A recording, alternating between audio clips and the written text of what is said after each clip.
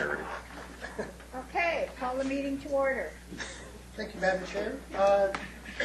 First item would be called for other business. We currently have one OB1 item. Okay, anything else on this agenda? No? Okay, moving on. Move on. First item is minutes of the Council and Committee meeting held Monday, July 6th. Recommendation to approve. Move. Second. All in favor? Opposed, carried. Next item. Next item is our first report of staff. It concerns the Park Services review. We have introductory comments by the General Manager of Parks, Recreation and Culture Services and the Manager of Parks, and the staff reports before you for information. Okay. Thank you, Madam Chair. I'll make this relatively brief. All of you know Kathleen Ranheimer, Parks Manager. We also have some of our other managers here. Mike Poor, I think Wendy Wiedrich is here. Lenny England. I'm not sure if Phil is here, but those are our key management team in the parks area. And as you've seen in the report, we have been through some changes organizationally in the department, but we're just as important as keeping up with our business plan priorities is keeping up with our business improvement areas, which are really critical for us to deliver our service, especially in light of increasing demands on the park system. So one of those initiatives, which is really at the core of our philosophy, is the Parks Review, Parks Services Review. It's self-explanatory in the report. I will say that beyond the economic benefits of realigning services, there's a huge benefit to staff and staff engagement and corporate culture and just different ways of doing things that engage multiple areas at the same time. So, I'm really pleased. And we are doing other things in Parks, Recreation, and Culture related to customer service, and you'll see some of those coming forward. But I do want to extend a thank you to all our staff who really have engaged this process and helped us really drive service and provide service in a different way that does so many more things than just achieve the work. So anyway, Kathleen is here. If you have any questions, we'd be happy to answer them. Okay, I have a couple, and then I have Terry O'Neill. Mine are quick. Boulevards aren't included in this, are they? It's just parks. Boulevards are part of the inventory that we manage, so when they're improved, but the adjacent property owner can't reasonably be expected to maintain them. So typically on the arterial routes and on sites where there's a big change in elevation between somebody's backyard and their boulevard behind them. Okay, what about the ones in the medians? The medians are all included part. If they're improved, that is that they've been planted up. We'll get better service on them too. Yes. They look terrible. Are there any costs of all the training? You keep mentioning training here. Or is it just in-house training? Just in-house. Okay, and last one. Do we compare our services that we offer and how we do them to other cities like Delta, New West, North Van, etc.? Do we have the same thing, or do they have any processes that might work better? And have we done a comparison is the question. We've done a fair bit of comparison. I think it's very challenging when you have apples and oranges and different ways of delivering the service. But in general, we stay really abreast with what's going on in other communities and try to identify where there's some benefit in doing things differently. Okay, thank you very much. Terry. Yes, very quickly. This is a tremendous report. Great thing to read, first off, and a big package of information. I was really, really impressed with the attitude and with the focus, somebody taking ownership. It's easy to see how somebody with this job and somebody with that job and somebody with that job, but nobody takes overall ownership for the whole look and feel of the park, and identified that issue and moved to fix it. Very impressive work. Congratulations. Thank you. Chris? Yeah, I just want to echo Terry. I was in Mundy Park when the blitz happened that one day, and it was so cool. And just people were happy, they were proud, and it was great. So I liked all that stuff in the report. But we did talk about how we're constantly adding to the inventory and improving things, and just trying to figure out at what point, and maybe if this is the wrong context for it, but where do we balance, this improvement and the increase in service all the time to, trying to be more economical with our budgets and that sort of thing. I mean, it's great that we're saving money through the efficiencies and the streamlining, but Maybe some preliminary comments, and Kathleen can add to it. As you can see with the, for instance, the lawn maintenance, lawn maintenance is an area that we've tried to really stay hands off and really just semi-regular, and some of that has come back to bite us on the chafer beetle. So that there's a constant effort to really find this sweet spot in effective standards of service versus perhaps enhanced services in different areas that the public might be looking for. So when additional inventory is added to the system, whether by new developments that add boulevard areas or et cetera, there are typically operational additions to the service, but those are kept at a fairly low level. So we prorate additional inventory with the lowest amount of potential service enhancement. If it's grass, then it's a grass maintenance only. So there's a certain level, and if there's additional enhancements later on, then those have to be identified through a service enhancement. So there's fairly, I would say, basic levels that we maintain to make sure that we don't overload the system with additional, costs. That's fairly regular. Maybe Kathleen can add to that.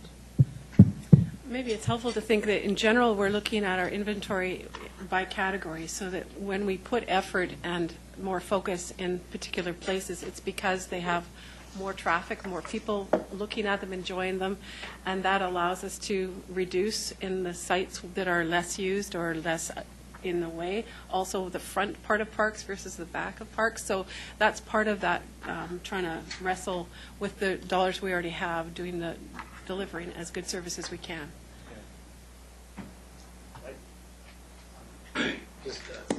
I think it's a great question, and Raul and I have had numerous chats in the last month or so about all the various choices that are before them, primarily in the context of the Parks Master Plan. And it seems that people always want more and more and more and more, and we've had some discussions about how to contain expectations. It really comes back to this table in terms of when you get the various reports on the various issues, to provide that question at that time and say, what are we doing with ongoing maintenance?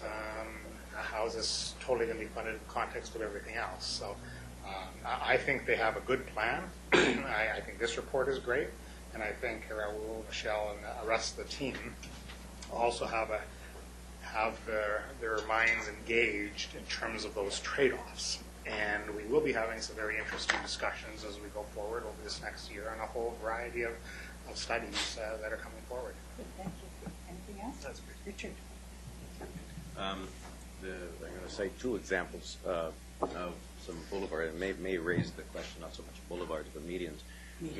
Median at north end of Pacific, median on Hillsborough. Yep. So as you approach it with my car, you cannot see over the bushes. And I cite, there's a couple of other examples I won't cite. To what, and I stopped and talked to one of the workers that was doing the maintenance, and the answer was, well, unfortunately, the people that do the maintenance aren't the ones who choose the plants.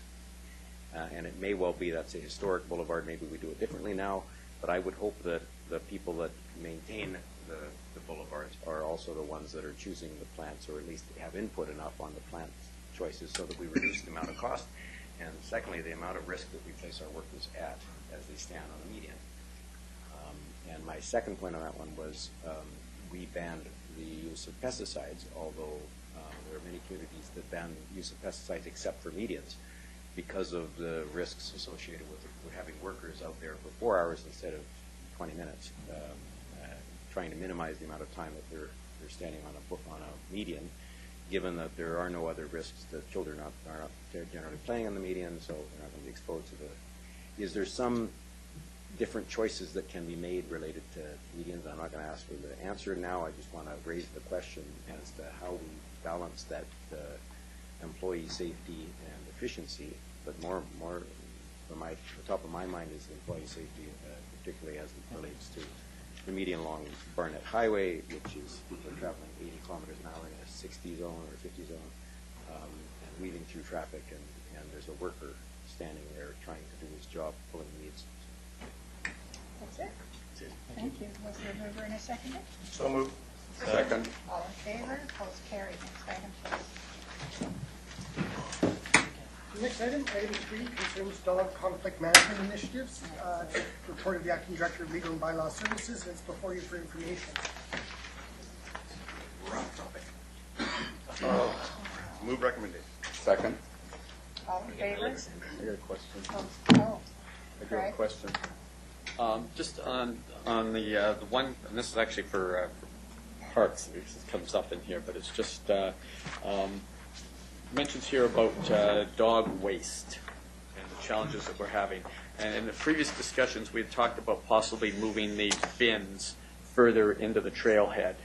Because what we find is a lot of people, the dog gets out and it does its thing 50 feet up, and that may be part of the reason why people just put it in a bag and fling it because they've already passed the garbage can. Have we looked at relocating garbage cans?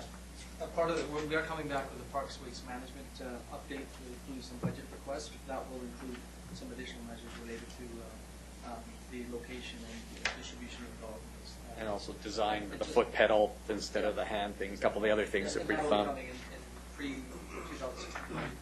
Good. On the enforcement side, we talked about increased enforcement after a period of education. The report mentions that. What it doesn't mention, I'm just wondering if how much we're using bikes. Are we using bikes more now, and has that been effective to get further into the park so we're not just talking to people as they get out of the car? Yes, we are using bikes. So specifically the Bylaw 1 officers, which are doing the patrols primarily, they're using the bikes on a regular basis, specifically in Monday and in Coquitlam River. Okay. ID. The report mentions that, you stop somebody for a violation, they say, I don't have my wallet on me. The dog should have ID, though. I mean, they tag. Do we try to track the owner, sort of say, oh, here's the tag number on the dog? I would assume that would be the logical way, because a lot of people don't take their wallet when they go out for a walk. I think some of it's legitimate. They don't have ID. Do we follow up on the ID via the dog? Yes. And they say the dog doesn't live here. They do. ICT has created a system for us to check on our phone. We just can enter the dog tag, and it brings up the owner information right there with the dog tag. And if they don't have a dog tag, that's a violation. It is a violation. What happens then? Well, it's challenging because people give misinformation. We try and get the information as best we can, and we hope that it's truthful. It's sometimes not. We follow them back to their vehicles if that's appropriate to get a license plate, but it is a challenge. I mean, Investigation is there's been a lot of discussion about this and in the media, and I think at the end of the day, the anxiety is created by there's a lot of responsible dog owners out there who are doing the right thing, and there's just a few that seem to be creating the sort of controversy. And so I think that what we have to do is try to sort of get the ones who aren't compliant in line. And so that was one of the questions I had. So thank you for answering that. What other areas? We've had a lot of discussion. This came up because of the Mundy Park master plan. I'm just wondering, are we finding these issues at other parks? Is it just around Mundy? Is it Como Lake? Any other areas that we're finding? It's all of the parks. Yep. Any of the parks we have these challenges. We are focusing on about 8 parks specifically. Okay. But Monday is one of the biggest issues. Okay. And this, again, just on the off-leash versus on-leash, that's touched on in the report to Parks and Rec. Are we seeing an increase in use of the off-leash areas? This goes back to previous comments about that we sometimes see dogs running free right next to an off-leash park, and I'm just wondering, is this something we're looking at as we sort of plan for future parks? Are off-leash being used, or do most people really want a linear experience? Are we sort of doing the right, planning and putting the right resources into infrastructure? I don't know if I need the microphone. As you saw with some of the newer parks up in Lee, we are adding off-leash facilities where we feel it's appropriate, and where there's, through those planning processes, it's evident that there are lots of people with dogs that would like that experience. We fully expect residents that use trails or parks that that do so in accordance with city bylaws. We are still really in the process of collecting information with the help of bylaws on what's going on with some of the uses of off-leash areas. We have highlighted the, and as you know, we're making some improvements to the off-leash area in Riverview Forest through that parking lot. We've done Lee, we're doing Lee. So there's some recognition that we do need to balance the overall amenities in parks to support off-leash use. And that is balanced with the enforcement of regulations related to off-leash. But we have highlighted for future business plan priorities in future years the development of a larger off-leash strategy that would really coordinate these a little bit better. At this point, there's some work that was done in City Centre, but really we need a larger kind of assessment. Now, in my view, I don't think it will make the 2016 business plan priorities. We've got too many priorities at this point, but that would be up to council to decide in terms of choices of what priorities we need to follow. So there's some work that we feel we have to do in the coming years. But right now, we're focusing on the new parks, really assessing what we can do in those new parks. And in some cases, like Lee and what we're doing in Riverview, we are adding some amenities to support that. No, I just want to make sure we're able to offer different experiences for different needs, and that everybody has the ability to have that experience. And whether or not, if we're finding that we're not having compliance, is it because people prefer a linear experience as opposed to an enclosed pen? In which case, should that be where we're putting our resources to? Are we finding that there's less violations where there are dog off-leash areas?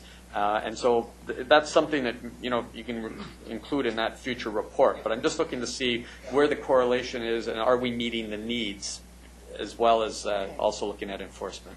Oh, very quickly, we've got many needs. Dog owners have large dogs, small dogs. Some are more challenging. Some are easily easily managed off-leash in off-leash areas. But even within off-leash areas, we need smaller dog areas. Larger dog areas often have to be recognized as different needs. Many owners like to run with their dogs. So there's a multitude of owner needs that we found, and so we're going to have to really look at more of a diverse strategy to support all of them through a longer strategy. Excellent. Thank you. I wasn't going to ask this, but it's not for today. But I want to talk about impounding dogs when there's multiple tickets or multiple infractions about impounding the dogs. That's one thing for another day. And my second thing for another day is, can we explore putting cameras in the parking lots? I have been there with the Bylaw people when we have followed people out, and I happen to be up there for my own reasons, watching them lie. If they don't have a ticket, then they don't live here. They're from Spasm or something, and they're just here for the day and decide to run their dog. It's really a difficult job for these guys. But I'd like to talk about cameras up there, and I'd like to talk about impounding dogs. Thank you, Richard. I had the opportunity to take a phone call from our first disgruntled resident who got a ticket. Not the first one who got a ticket, but the first one to reach me. And lots of arguments about it. In fact, he only had his dog off leash from the entrance to the park to the car through the parking lot where he was caught. Before that, his invisible leash was attached to the dog. But his complaint was the fines, and I wonder. I kept reminding him that it's a much smaller fine than what he kept saying. He kept saying 115. I know it's shorter than that if you pay early. It's $75, I think, isn't it? I think 100 if you pay within the 14 days. Okay. Is there any way to contemplate an escalating fine? We talked about it before for repeat offenders. I also had the opportunity to stand with some bylaw officers at Coquitlam River, and in the course of 2 minutes, one of them was a repeat. And I know that they've also run into one where the wife got the ticket, and later in the week or something, the husband got the ticket for the same dog. And so can we not escalate? Your Worship, escalating fines are difficult when they're tracked to somebody's record, per se, because it's difficult for us to have live information about somebody's record. And then just the length of time it takes for a ticket to be issued, they have the ability to dispute it, of course. If there's an intervening offense, we don't know whether they've disputed and it's been upheld or turned over. So we try to deal with it in terms of just different fine amounts for similar offenses so that officers have an instantaneous tool in their toolkit to deal with the people that they know are chronic offenders. And I think our officers are pretty good at identifying the people that they see violating often, and they perhaps have less tolerance for stories and excuses and go straight to ticketing, whereas with a first-time offender, they might be a little bit more lenient on the education front. So having multiple levels of ticket amounts is a better tool in our mind than tracking it to an individual's offense record. Okay, no, and I've said it before, I want us to be lenient when, on the education side, if it's someone who didn't know, but I can't imagine that anymore, that anyone doesn't know this. And I also want us to be zero tolerant on the actual soccer fields, those ones, particularly folks that aren't watching, that are texting away while their dog does its business in the middle of the soccer field, and then back in the car. But it's good to see them out there. It's good to see the response from the public is, perhaps a little bit more leash on, and we'll see if we get any more compliance. Thank you. Jerry? So Mayor Stewart got a phone call about a resident complaining about a ticket. I got a phone call of a resident being happy about getting for having their dog on the leash and following the rules. And I also saw some positive comments on social media. So I just thought I would chime in, and there's been some positive feedback regarding positive reinforcement of our owners that are being responsible. And I have a question. The confined animal / inadequate ventilation, is that leaving cars and vehicles? Leaving dogs in vehicles? Sorry. Yes. Dogs, yes, in cars. Yes. Have we issued any of those? Actually, I have a report here. I'm sure we have. People are Still a still lot doing of that. stupid people out there. That's a hefty fine. There's one on social media Yes. today at Como Lake Village. Yes, I saw that. Granted, only a few minutes. There have been 8 tickets issued this year. So far. So as this is being broadcast live, I for one cannot believe that people are they still don't get it. And the fine for them should be we lock them in the car for the appropriate length of time and see what happens. Anyhow, this was moved and seconded for the report. All in favor? Opposed? Carried. Next item, please. Next item, item 4, is the Occupational Health and Safety Update for 2015. Review discussion comments by the Deputy City Manager. Reports before you for information. Good work. Thank you very much, through the chair. We've touched on this the last few budgets, and we thought it would be a good thing to just give council a short report so you have some background on how we're doing from a work safety perspective.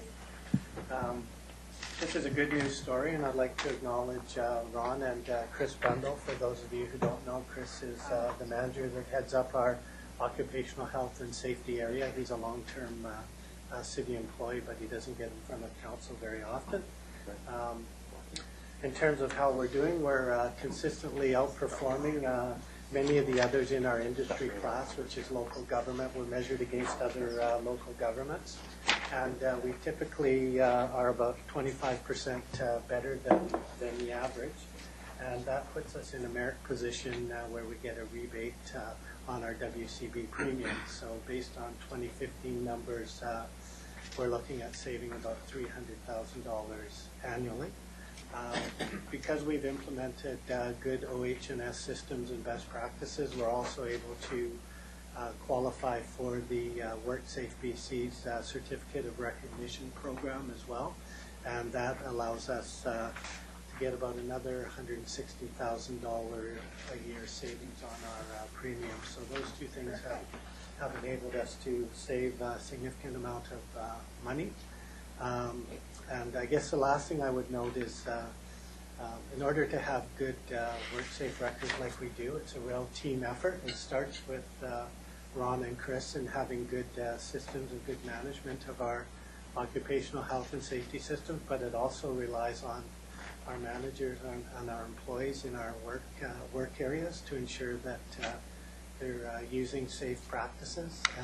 And also when there is unfortunate situations where there's accidents, cooperation from employees and managers working together to get back to work as soon as possible, because that's a key piece of it as well. So I think it's a real good news story. We're here to answer any questions. I think the report is fairly self-explanatory, but Any questions, we'd be happy to answer them. Thank you. We'll And proceed. thank you for all your work. Chris? On the surface, it seems excellent, but nowhere does it, that I could read, did it say the base rate was the average. Is that accurate for me to say the base rate is the average rate for all municipalities? Yes, what they do is they come up with a base rate for each subclass, and we're in the local government subclass. So it's all the real costs of what is paid out for local government for all municipalities, regional districts throughout the province. And they come up with that base rate. So in 2015, it was $2. And then from there, we can earn either a surcharge or a discount based on what our individual experience rating is. The base rate is based on The overall cost. Yes. Great. Well, then that's excellent. Okay, it was moved. She had her hand. Sorry, Benita. Two questions. The first question is just about what is it that makes us 25% better? Do we have one or two obvious things that we're doing better than everybody else? There are a couple of things, yes. One of them being the return to work program and light and modified duties. It's a big trend right now. The WCB's coming up with what's called a stay at work program. Yeah. And we've been doing that for at least a decade or longer. Our rates have been below average for quite a period of time. But we were really on that a decade ago, and it's really the flavor right now. So we're kind of ahead of the game on that. So that's a big part of it. So that was leading into my next question. So that's wonderful because that's showing the flexibility. But I'm wondering, are we being restricted by our collective agreements to move people into work accommodations, maybe jobs that they weren't doing before that they're capable of doing now? Like, do we have any barriers there in our collective agreement that are stopping us to take full advantage of the return to work or the rehabilitation? I don't think that. I'm not aware of anything in the collective agreement that would be limiting us on that. Okay, well, that's great to know. Thank you. Richard? I'm going to answer that last question, the second to last question. We also have Chris, and he's one of the reasons that we have such a great program here. On behalf of council, thank you, and your whole department. And we also disallow claims by council members. Yes. Yeah. Keep them down. Yeah, but mine got paid for. I drew the graph. If my claim had gone through, it would have gone through the roof there. Yeah, exactly. Mine got paid for. But we did it. Yes, thank you. Okay, Craig moved, who seconded? Terry, all in favor? Opposed, carried. Thank you for all your work. Thank you, Chris. I'm wrong. Next item? The staff reports. Moving on to other business. Other business 1 concerns Larchwood parking, was raised by Councillor Scarlett. Thank you. So this was actually sent an email out to council about a month ago just about the marketing around the Larchwood development. And I wanted to just start by saying that the mayor was gracious enough to do some technical work in regards to my concerns about the size of the garages and the parking around. And after I read his information, it made me think of the GE commercial that talks about why they're so successful is because art meets science. So thank you for the science piece.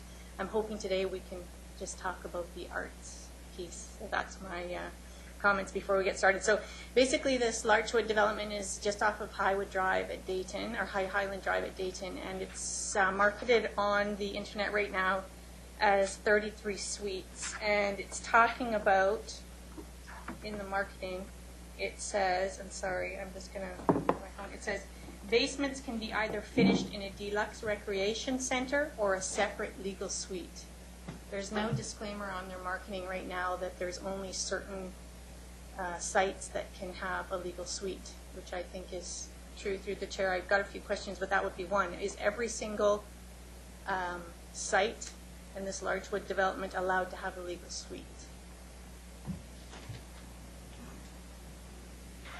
Okay. Yes, yeah, I saw him coming.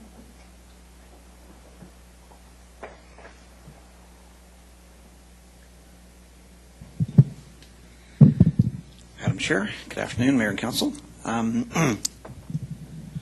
The units can theoretically, under the zoning, have secondary suites, and I believe that they Some have been finished office suites and some not, but what they would have to do if they went through a permit process to have the suite finished, they'd have to prove out the necessary parking under the zoning, and that would be a separate parking stall for that suite. Because I guess I'm concerned that we know historically that some of the marketing from different developers of developing have been not as open with all of the realities, and I just want to make sure that if there's restrictions on any of these sites that the marketing talks about that, because this all relates to parking. Unfortunately, it all relates to parking. So I made a few notes. If I could just go through them. So these are luxury homes. They're 3,100 square feet to 3,900 square feet. And I really wanted to talk about the value because, you know, these aren't affordable homes. It's not falling in affordability category, but I think it should still fall into the value category or the best value category. And I think that luxury homes should have adequate off-street parking. I think potentially where we're missing it, and I don't know if this is going to be a discussion that we can have today, but I'm sure interested to hear what my colleagues have to say, is that for a luxury home, there should be a letdown in front of the driveway, whether the driveway is at the front of the house or the back of the house. And the reason that I'm saying that is because I believe that these developers are taking profits at the expense of our taxpayers by using our city streets for their parking. So I think they're able to have these 3,100 to 3,900 square foot homes, and they can put a garage on it, but they can't really put a letdown for 2 cars because that's taking up too much of their green space at the back. And I just think that this is something that is at the expense of the taxpayers because those city streets they are looking to use for parking. And I sent an example this week of an advertisement I found on Craigslist on Burke Mountain. Somebody actually specified in their advertisement that it was off-street parking. It was street parking, sorry, for the suite. So I think that, so this is what I wanted to talk about. Thank you. Mayor Stewart just said apron, and I guess that's the word for it, that an apron should allow cars to come down.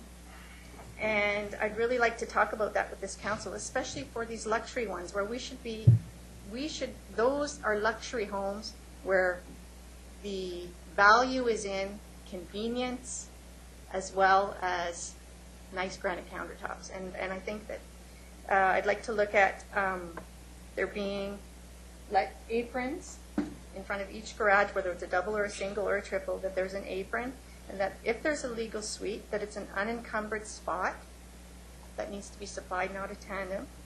And I worry about the safety concerns. Like, I understand that we're doing these back alley access for the car, and then the front is all just, there's no cars reversing, but I find it less safe for pedestrians and bikes and kids when there's cars on either side and you can't really see what's coming out. So I'm worried about it also being a safety concern, and I'm just wondering if back alleys are the best way to go.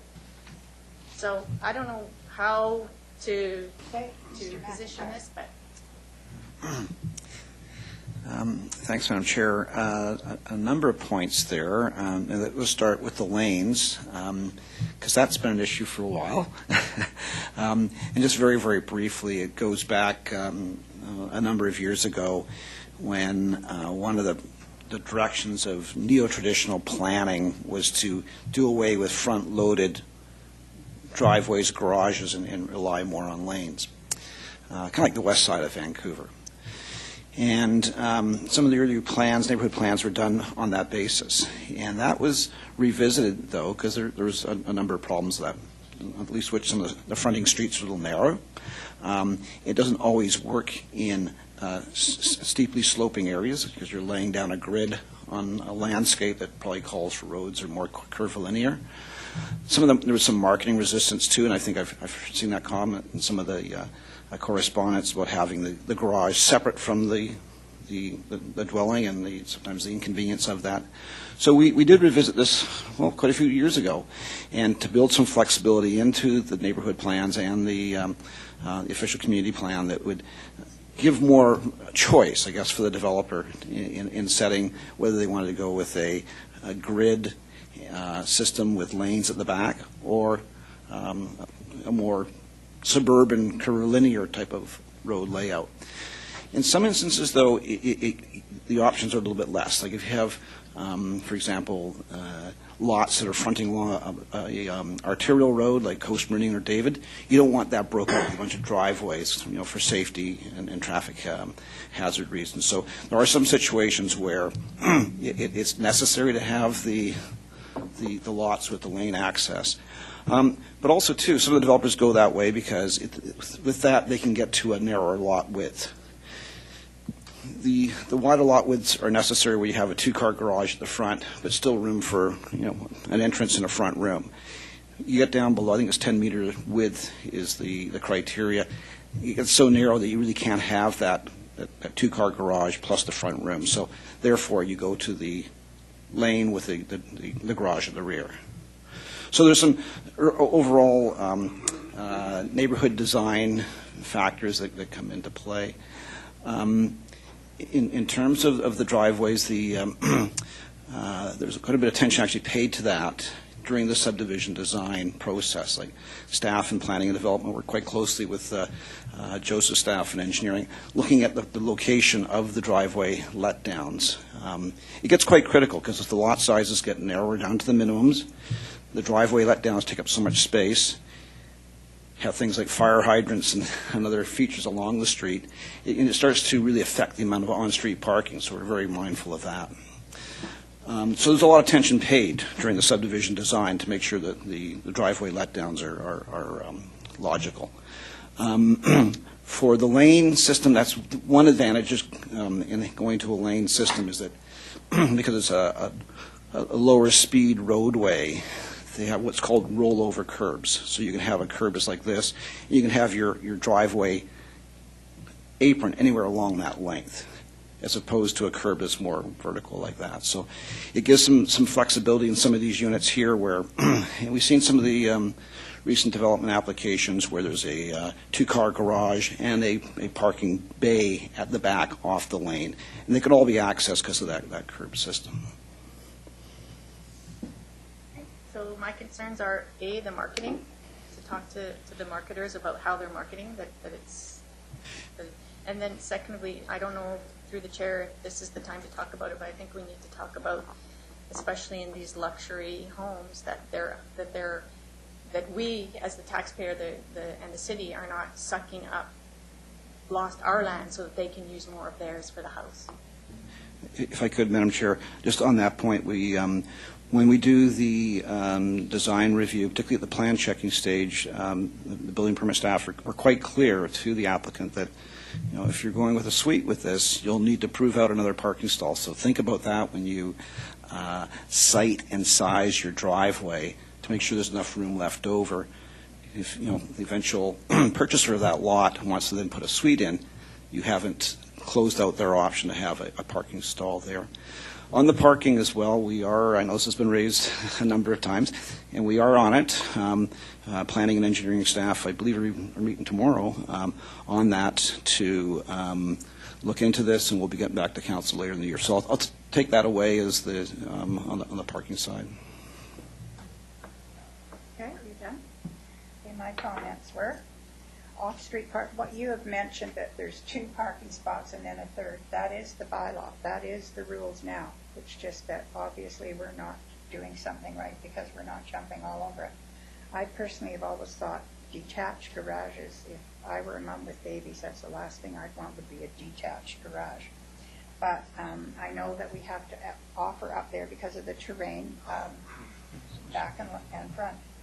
The one thing that I have constantly said, and I'll say it again here, when I get a report from staff that tells me they have X number of parking stalls, and then there's off-street parking available on Smith and Jones and George all around it, I don't want to know Smith and Jones and George, because what that does, it sends a message to the developer that, oh well, I can sell these in the realtors because they're allowed to have always parking on Smith and Jones and George, and it's not true. So I don't want to see off-street parking when they bring development permits. If they either have it or they don't have enough, then they don't build. I think we've been up there long enough now to see what's working and what's not working, and maybe it's time to tweak our zones a bit as to parking and and space, frontage and that, because otherwise we're just keep cramming stuff in, and we are not making it a beautiful, livable area that we want. And I think we're at the point now where we need to build quality, and we need to have homes that work for everybody and not be trying to jam as much in. So if some guy comes in with 7 lots, he can just barely get in. I don't want him. He can build 6 homes, and we'll use the 7th one to make everything a little wider. And that's where I am right now. The fire hydrants, I'll go back to that. If he wants to build 7 and there's not room for a fire hydrant, then he builds 6. It's real simple. The letdowns and that we've all got, but those are my big points. No more off-street parking mentioned, and I think we need to re-look at our zoning.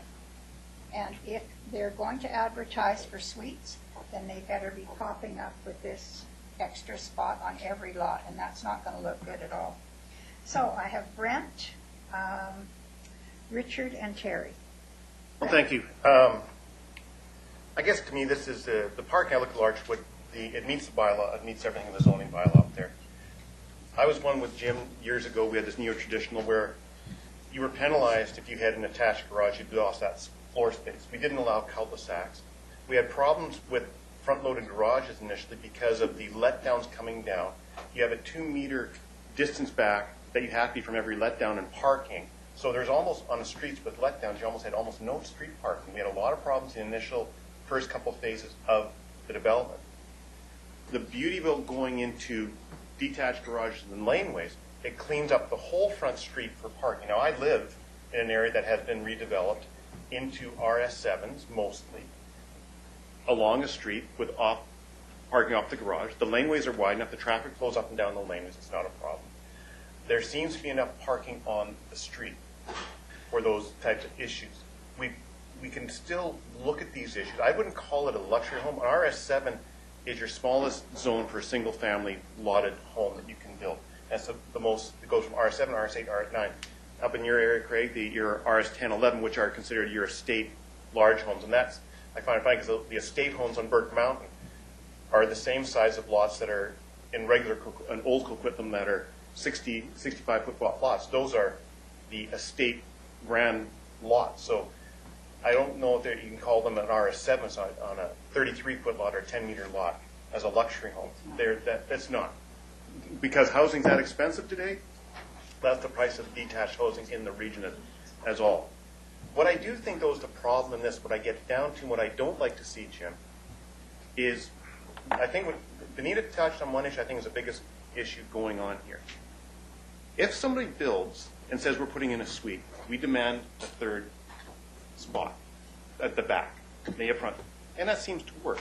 But what we have, and it happened on Darwin, the street below me, somebody built, one person put in a suite, next house beside them said, oh, we're not putting in a suite, but we're going to finish off the basement. So they finished off the basement. They said their parents don't like. This comes back to my thing about illegal suites and how we enforce illegal suites.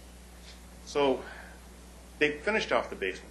Well, they finished off the basement later and put in a kitchen and everything else. The house went up for sale just a couple of months ago with legal suite in the advertisement.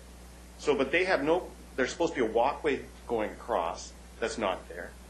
They didn't have to maybe include the 3rd pad's there, but did they make their backyard bigger? I think when a developer is advertising like what Benita said, suites available, and some are saying we're not putting in a suite, we should put a covenant on that property saying no suites allowed, period. And if you want to then put in a suite, you have to fill out all these requirements where that covenant's removed, the parking pad and everything else. I think that's one of the biggest issues that's going on there is because we put a covenant along the Somerton development where they had the coach houses above, and we said the houses along that strip cannot have a suite in their 1,000 square. And we raised alarms about this. I did when they had a wet bar and everything downstairs, which would be the simplest things to create a 2nd suite in there. So we came back and the development, they said, no, you're going to put a covenant. But it comes down to us enforcing, and so that advertisement was out there in the MLS listing, but we do not monitor staff the MLS listings for those potential illegal suites and deal with it. That's something that's coming to us in a report in the future that we're going to have to deal with on that issue. But I think we've come a long way. The parking, I'll agree with May. We've had one that came up on Wellington where we said, you know what? No, go back. And so those are ones. This one here fits everything completely. But my thing is really the issue comes down to, and I think Benita initial email said is these guys are, some aren't putting in the suites. So when they put in the suites, I think you meant they don't have to do the parking pad. They can extend their backyard. Then they put in a suite. They've only got 2 parking pads, 2 spots in the garage. Now they're going to load up the street. That's going to cause the problems. So we got to make that covenant, and then we have to enforce it. So people then can't say, well, but that's the biggest issue to me in the whole thing. Thank you. We put in 3 suites when we go for everything. Yeah. Richard, and then Terry. So this debate has gone on for many, many years. A city planner by the name of Andres Perini designed Seaside about 40 years ago, which is the ultimate. The driveways are all in the back, and there is no front street. It was Green Street, but actually quite narrow, with more green sidewalk that had accessed all the houses, and they moved it so the car wasn't king. The intent was to take it away from the car being king to moving the garages in the back and having the front porches out front and having people able to walk down the street and talk to their neighbors because the front homes are moved closer to the street and there's a front porch and all that stuff. You couldn't do a front. Yeah, you couldn't do a front porch on anything less than 36 really. If you had a 2-car garage, front door, front porch doesn't fit.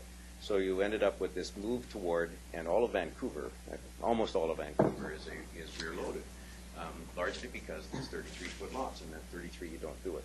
So if you try to get that a neighborhood character that isn't dominated by the 2-car garage, that big 20-foot or the 16-foot garage door on a 20-foot building, you needed to move away from the garage in the front. You had to move it in the back.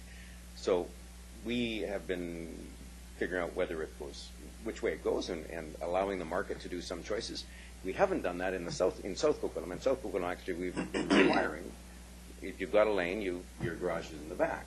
In a whole bunch of what we built 5 years ago. And I remember Pete coming in and saying, "What on earth are we doing this for?" Arterials. And one of them, it wasn't even on arterials necessarily. It was just north of Rochester. You'll know this one. Rochester Elementary has a lane in the back. That's the drop-off for parents. And we were requiring the garages to be... That was your first. They just built another one. Are you looking? They're building another one beside it. And the garages were being required to be off the lane. We now permit it off the lane, but we don't require it.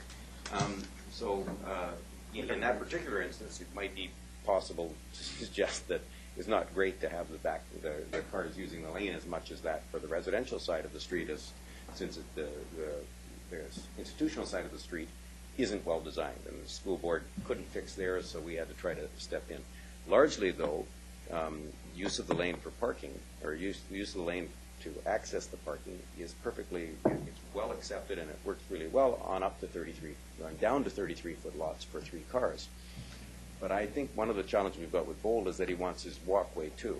And if he positions his garage to allow a 4-foot walkway from the property line to the garage, then he's precluded the 3rd full parking space on the other side of the garage, which means that, as Brent just said, he said, well, these people didn't buy a suite, so they don't get the extra parking space for the suite.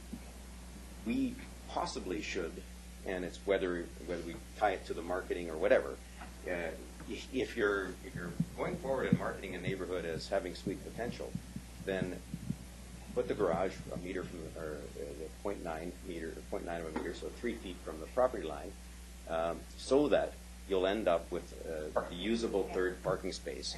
Even if the residents don't want it at the beginning, that's where they'll put their boat. That's whatever. Or maybe they'll put lawn there because they'll never have a suite. But in the end, when we do process the suite application, we don't have to say no, because no means go do it illegally. What we need to do is say, if you bought a suite potential house, you have a suite potential backyard, and full stop. And we're not going to position the garage a meter from the 1.2 meters from the property line. We're going to position it 0.9 meters from the property line, and 2x4 wall side yard, and make it so that it all works out. And I've talked to Bold, and I'm not sure they get it yet, but and they're not breaking any rules. They're just simply saying that when the person buys the house, they decide whether they're going to have a suite or not. And if they don't have a suite, we're building it so that, not on purpose, but so that they don't have the capacity for the the parking space, the third parking space. I actually like this kind of land use, but maybe we have to take away that option from the builder. We have to put the garage, so it's 0.9 from one side, 2x4 walls, 20 OD, or 19.8 OD, and stop there. So that supports the tweaking the zones. Sorry, I got a couple of other comments because that was Rochester on to the Green Street. We actually just, as a council, supported the idea of putting more Green Streets, which is the rear lane loaded to the extreme. It says rear lane loaded because you don't have a front street anymore. It's seaside but with a wide road. That's all green. I really like that land use. On those instances, we don't go with the 6-meter lane. We do an 8-meter lane, largely because the lane now becomes the place where moving trucks would park and all kinds of other things. So you're almost fire trucks and fire trucks and such because they can't approach it from the street. And that was last one. Thank you very much. Terry and then Dennis. Yeah, thank you. And the mayor just covered and actually answered for me the ground that I wanted to cover because I wanted to just go over it again. So Larchwood, they're advertising you can have an unfinished basement. You can finish the basement with bedrooms 5 and 6 or 4 and 5, or it can be a suite there. And at that stage, I wanted to confirm if there's no suite goes in, the planning department is sort of hands off. Like it's just there's nothing that you do at this stage. If it's just sold as a potential suite, am I correct? And the mayor is saying there's something we should do. If somebody's advertising it as a suite potential, we should make sure there's room on the side for that third. So I just want to make sure that we're understanding each other here. Right now, that's kind of hands off. If there's no suite actually being built, only a potential suite. Through the chair, a bit of a ticklish question. Not hands off, because technically the house siting and garage siting and layout, it meets the bylaws. Right. So, but what we do is flag to them in their building permit application. Actually, it's mentioned to them up the line in the subdivision process. That, if you're thinking of suites, make sure there's enough room on those lots, the siting of the garages and such. And I think they even put a little sticker on the building permit plans. So it's brought to their attention.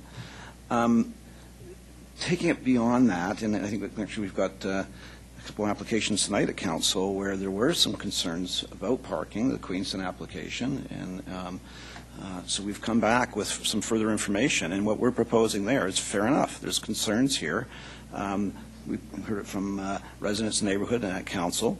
If there's going to be a resolution of this, it's perhaps we will take council's direction because council has that ability through the rezoning process, and staff will follow up and make sure it's attended to through the subdivision approval. And that gives us a mechanism and a tool to address these concerns now.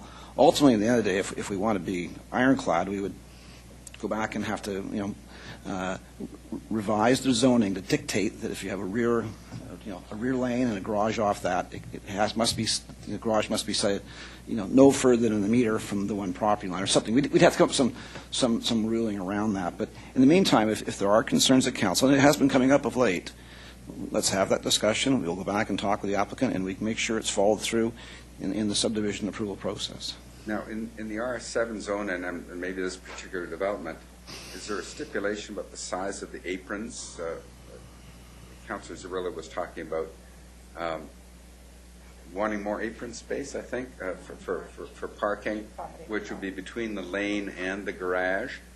Or is this just kind of a site-specific thing and it's up to the developer? And would it be very difficult to say, no, it has to be deep enough to have a car perpendicular, or at least wide enough to have a car pull in sideways? Again, through the chair, I'm not totally up on the details of all that, but my understanding is that it becomes sort of site dependent and dependent on the lots. And I think that, again, the one application we saw tonight, there's lots that are quite deep, just because of the overall layout. When you've got lots that may be 35 or 36, 37 meters in depth, you've got a lot of room to play with. The front setback, the building envelope, a decent, sizable rear yard. And plus, you still have some flexibility, some maneuverability in bringing the garage further onto the lot to create that wider apron. we're certainly alert to that, and you'll see in some of the applications, in some of the cases, in fact, the garage has been brought well onto the property, so it's not just the 2 cars in the garage, but you have the 2 cars in the driveway apron. Now it's down as a driveway. In some other instances, the lots aren't quite that deep. You don't have that length to move things around, and in which case the garage might just then go in far enough to really create an apron. And you'll see in some of the applications where they ghost in a car that's parallel parked, because you might be only in 5 or 6 feet off the curb. So it's a little bit of a setback. The down to the minimums, when the lots just meet the zoning bylaw minimums in terms of width and depth and area and all that, and you put everything in there and you have your 45% site coverage, you may have garages that are just set back as per the minimum setback of the zoning bylaw from the edge of the laneway. Where there be no room to park on the apron. Is there any, I guess especially on the homes that are on the downside of a steep terrain, and there's a back lane behind them, is anybody building garages right into the houses? Is that allowed? Instead of front entry that's so ugly and makes the street car dominated, are there any garages being built currently that are part of the house? The basement takes up half the basement instead of all this extra. Yes. Is that happening, and can that be encouraged? And would that be? We're kind of blue skying it here. I Sure. No, I appreciate the free thinking. In fact, again, I think you'll see that on some of the concepts that we were bringing forward with some of the applications, because that's an option certainly we've put back at the developer builders. Well, why not? The old style, taking their garage and then bringing that up close to the house. It's less common.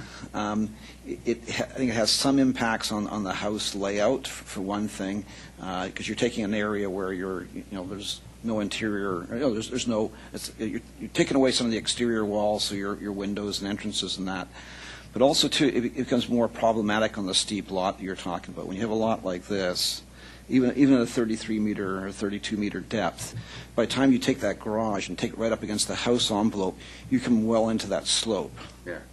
And so there's some grading issues with that. In fact, again, we see with some of the RS7 subdivisions now, because you're right down to the minimums in terms of dimensions, there's a lot of retaining walls. They have to have a retaining wall. The garage sits here, retaining wall going up, rear yard, and it's sort of a walkout basement on the house, too, again, just to take up. So you'd almost have to tunnel in to get the garage to be able to drive.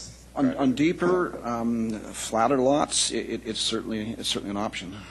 One other thing, Councillor Reid was talking at length about off-street parking. I think she meant on-street parking. Did you not? Pardon? You were talking about off-street parking quite a bit, about how you didn't want it spreading all over the place. But I think you meant on-street parking. Yeah, I mean on-street parking. Yeah, you said off-street throughout. Sorry. Yeah, but I wanted to make sure that. They understand me even when yeah, I say okay. it backwards. Yeah, you've been around long enough, and so we've worked together long. That's it's kind of. I was going to say it's psychedelic. No, it's. I've been bringing that up. ESP thing, yeah. Regularly. Yeah, and so that becomes an issue. The on-street parking becomes an issue when there's an illegal. Well, there's a suite where there's not a proper parking pad for the suite, and then they try to use public parking on the street. Or they fill their garage with golf balls. They fill the garage. Now there's my last question on garages, and this we're blue skying it now, and this is why we started a little early, and councillors really wanted this. Are there is actually filling a garage up with personal junk, detritus, or maybe it's golf clubs and boat and ski-doo and things like that? Does that actually run afoul of any storage bylaws we have or anything like that? I don't think it does, but is there any issue there in terms of fire safety or anything like that when a garage is filled to the rafters with stuff that would normally go into a basement or a storage room or something? When the garage hasn't been designed for storage like that, it's supposed to be a car going in and out. Is there ever any issue with anything on our books about that, or provincial books?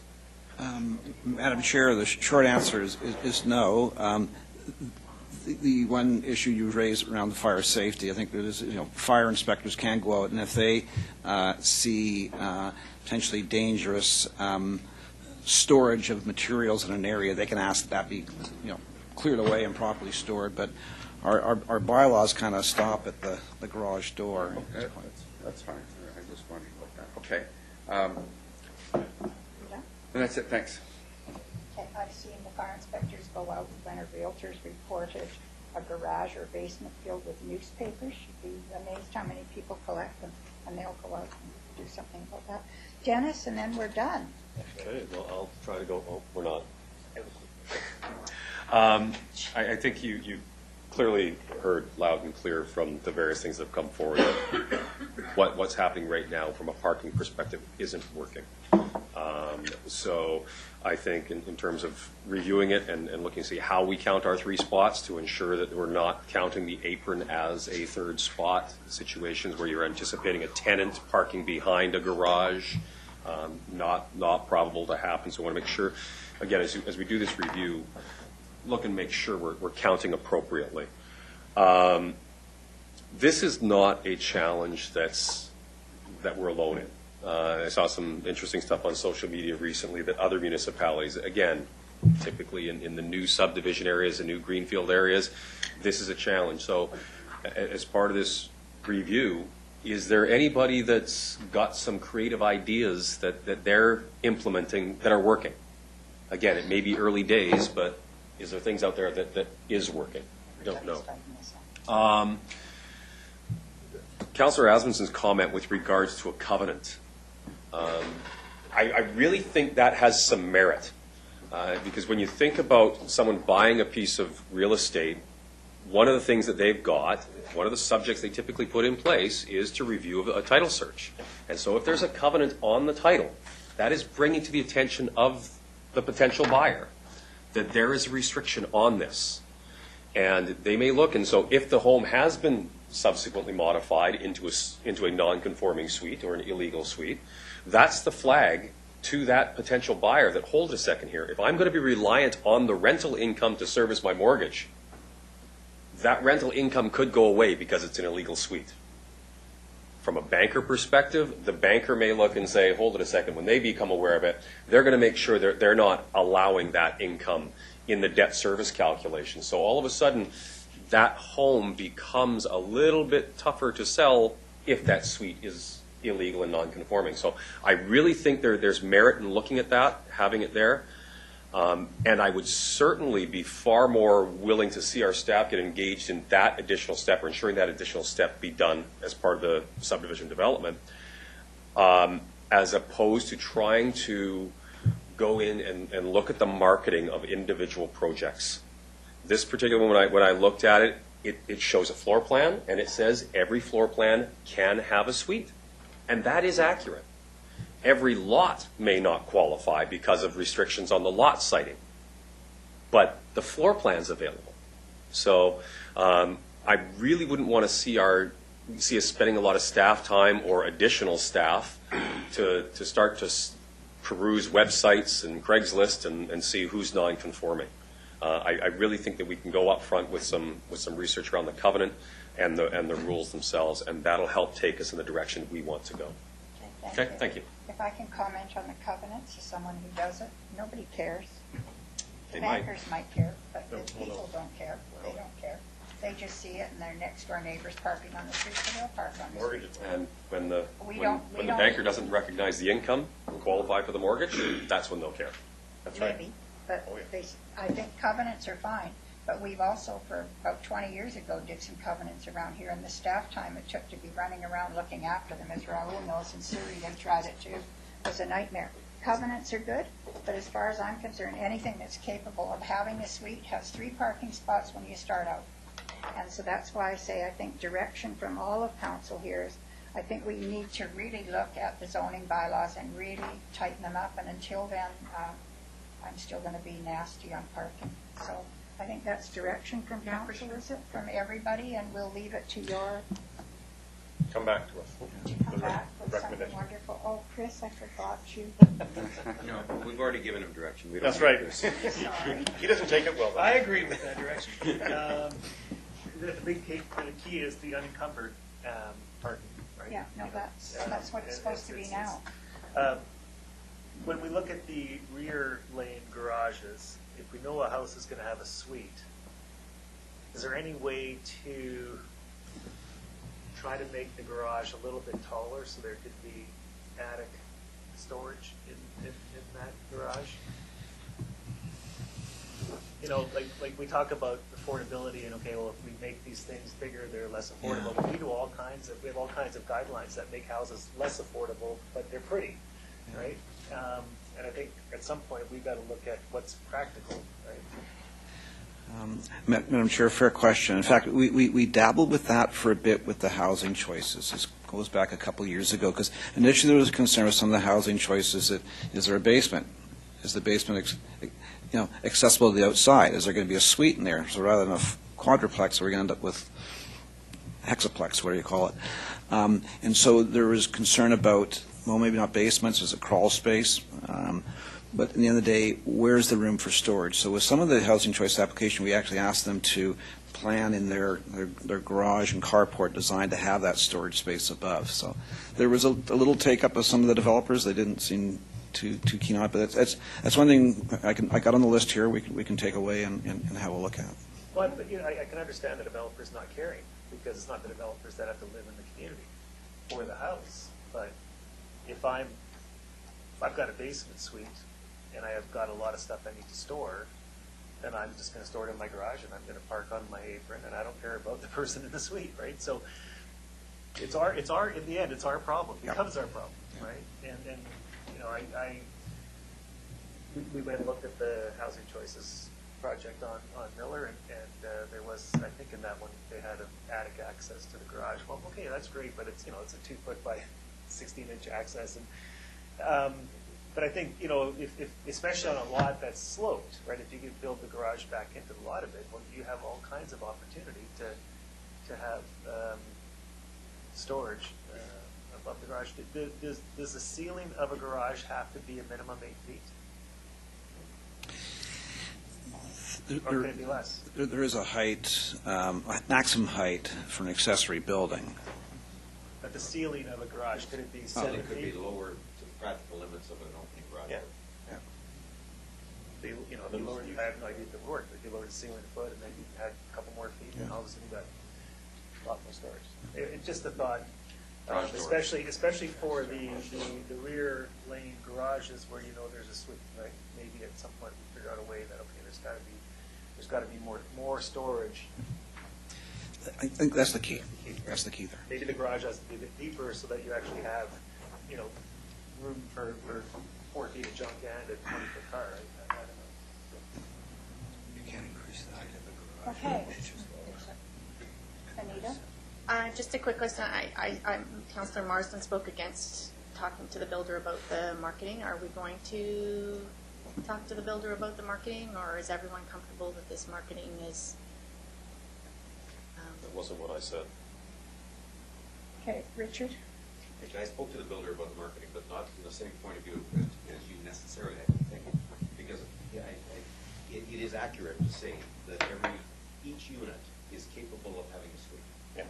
Is every unit capable of having a suite? Not practically. I mean, it wouldn't happen, generally speaking. You wouldn't expect all 33 units to have 33 suites. You'd expect, perhaps up to 28 or something like that, but that's still almost every unit having a suite. Our challenge is how do we make it so that the neighborhood can absorb that level of suitehood. And I suspect we simply require the 3 off-space parking spaces, off-street parking spaces in the back on each unit that is capable of having a suite. And full stop. And then if they don't want to use the third one as parking, if they want to plant it as grass, that's fine, they can, but they have to have the space from them. So really we'd be setting a rule that says one of your side yard setbacks minimum is 3 feet, 900 millimeters, and the other one is 13 feet. And there. Now you can fit a garage in the other space, but those are the 2 setbacks you're required to have in the RS7, unless you register on title a covenant that says no suites. Then you're free. I think it has to be a combination of both. If you let them put grass in, you'll never get a parking spot. I think it's a combination. Yeah. No. But is that a formal conversation that you're going to have with them? Is that going to be, like, I guess I'm wondering where we are with this. If I could, Madam Chair. Yeah, go ahead. In this case here, the subdivision is well underway with construction. As I said, we have been flagging, we've been bringing it to their attention. If you're going to have a suite, you need to have the parking stall. So that's been said to them a number of times over. Sorry, I didn't finish my sentence. Mine was, I actually did post it on they ought to adopt the strategy to move that garage over the 1 foot, so it's 900 millimeters, which would allow the extra parking space, and it's just do it. From now on, all your garages are going to be on 900 instead of 1,200, and it would allow, in all practical cases, the parking space that we need. Everything. They didn't reject it, but it was me making a suggestion. I will probably make a call and say, just do it, please. Because we're going to cause a whole bunch of frustration if you build a whole bunch of garages 1,200 millimeters from the property line, and we preclude the parking space, and at some point Doug Vance is going to have an application for a variance in front of us. That time we turn it down. Okay.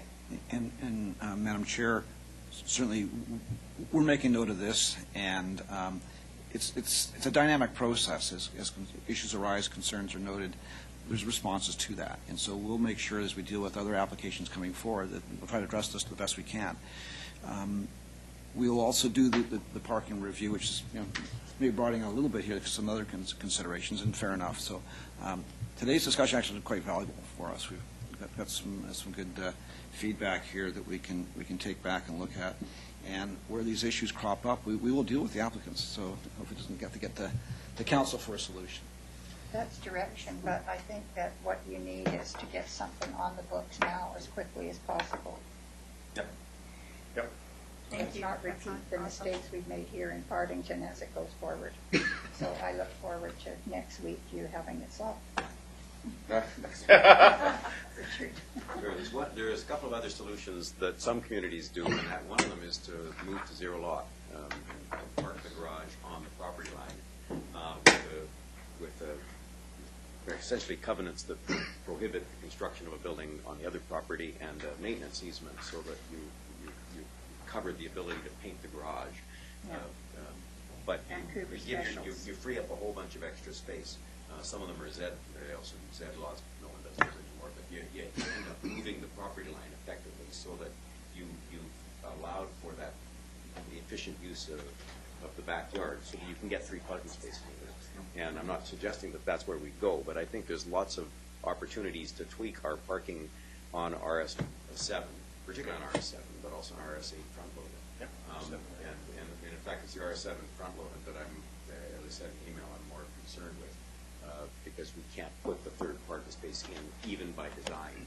So we've got a suitable lot that doesn't have a suitable parking space. And that's not good. That one, we either fix it or else we take away the suite option on RS7 front loading. Yeah. Perfect. Do you have enough direction? Good. We're done. Move adjournment? Thank you. Second. All in favor? Vote carries. We should have had this discussion. I was supposed to be through at 2 Yes. o'clock.